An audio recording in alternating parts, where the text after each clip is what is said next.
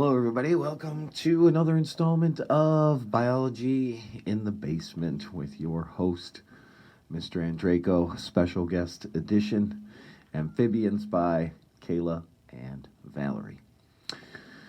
So we'll get started talking about them. We don't have too many more to go, right? Just reptiles and birds and mammals, I think. So we'll be done with this in no time.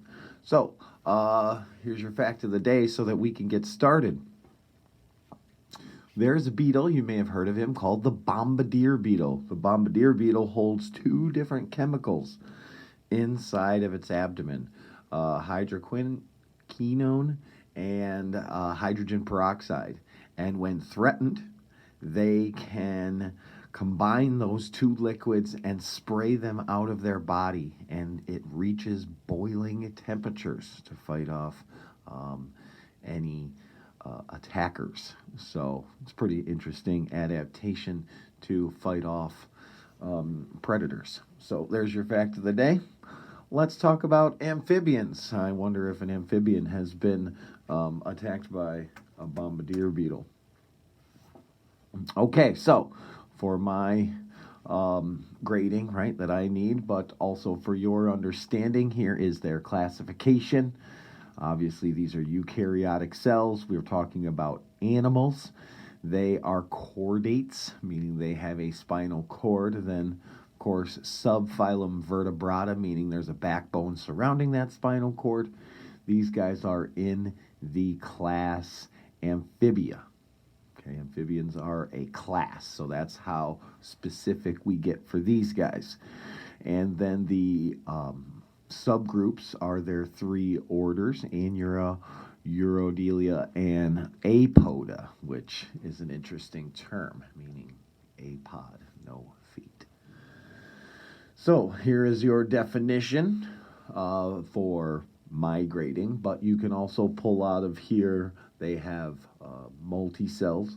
They are vertebrates with an internal skeleton. So I think that covers the first three, right? Multicelled vertebrates with an internal skeleton. Here are their subgroups that we'd like to include. Most of you, when you think of amphibians, you think of the two main ones, the frogs and toads, which is called Anura, and the salamanders and newts, which are called the Urodelia. But there's a third group, Apoda, no feet, and they just look like these worm things. Very disgusting. There's a few species out there, not as common as the other two, but kind of gross. Okay, so back to your slides here. We've got the nervous system. They do have a brain. They have the spinal cord, and they have nerves. So this is where we're starting to get into some pretty complex species, as you can see with these nice diagrams here. They cover that there's a brain, a spinal cord, and nerves. So they have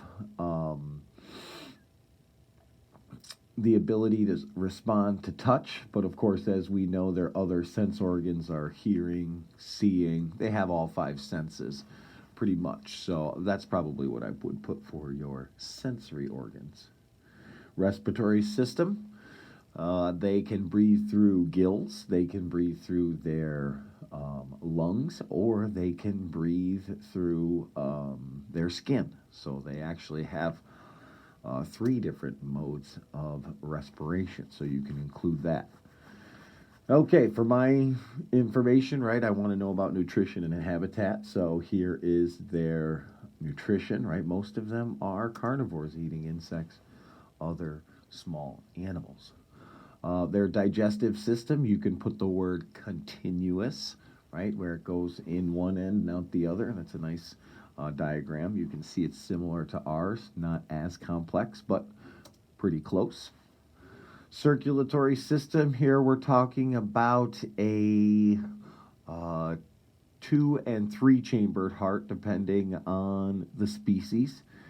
And so, right atrium, left atrium, I don't think they have any ventricles in this one, right? So sometimes they have a 2 or 3 chambered heart. I think most of them is 2, right? Anyways, they have a closed circulatory system. That's another term that we have been using, meaning this travels in tubes. I never liked the blood vessels thing. You'll hear my rant about that later. Blood tubes. Okay, things that I want from you in your assignment that they also covered very nicely is habitat adaptations, right? Their habitat, of course, needs to be in some kind of moist environment. They live a double life where part of their life is in water and part is somewhat land. And so they need to be somewhere where there is moisture available. As far as their adaptations, they have all kinds of cool adaptations where they have cool eye muscles as well as their tympanic membrane. Some can even shoot their tongues out, right, to catch things. Lots of great adaptations in amphibians. As far as fertilization goes, right, they do have both internal and external fertilization. So you can do that. I would say mostly external. Here are some pictures of the eggs where usually the female releases the eggs and then the male fertilizes them outside of the body right on site. So that's why they don't have a shell, so that the sperm can still get in. All right, here are some examples. Right, they picked some really good ones. Tiger salamander, marbled salamander, and here's one of your Sicilians. 2 of them. Ugh. I don't know why they creep me out. They're not snakes or worms. I don't know. Poison dart frog, of course, one very common one. And I don't know if Frank is covering up Amazon horned frog. If you want to see a frog with some personality, the Amazon horned frog, he sure does. So they attach their crossword puzzle to the slideshow, which is okay with me. But if you send it separate, either way was really fine. They asked if it was okay, and I said, sure. So here's another part of their slideshow that is also part of the assignment, which is the crosswords. So if you have not sent in your crosswords, do that now. Okay, great job, Val and Kayla. You'll see me back shortly talking about, I don't know, reptiles or something. Okay, take care.